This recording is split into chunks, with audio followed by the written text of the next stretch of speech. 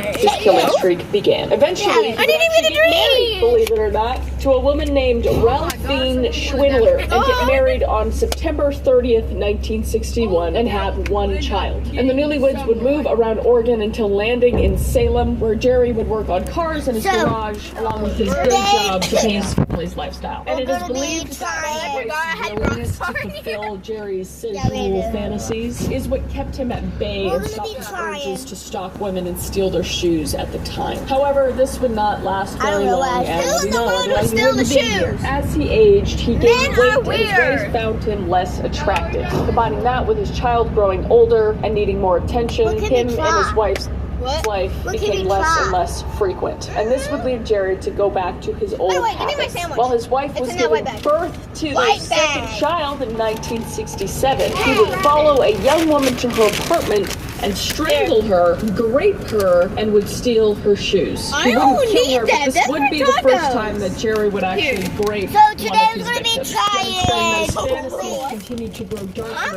even while they were being fulfilled in his marriage. He would eventually be arrested, though, because he was caught inside a women's dorm at Oregon State University, wearing short jeans, high heels, and women's underwear. He was charged with stealing the women's clothes. In today's day and age, that probably nobody would have noticed. Probably nobody would have noticed, but back then that would have just been like the sorest thumb sticking out, you know? He's just asking to get caught at this point. Maybe he did a little bit. He did confess a lot, and we'll see that, but just the juxtaposition of today's time and back then is just crazy. So from the very beginning of Jerry Burgos' life, he very much lacked love and lacked companionship from any woman in his life, as we know. And with lots of time on his hands and literally no sexual experience during his developmental years, Jerry would create extreme fantasies in his brain that eventually would out. His actions of stalking, choking, beating women, and eventually raping them would all be because of his neglect from his formational years. His urges would be curbed when he got married, but time naturally causes everyone to change, and in this case, Jerry,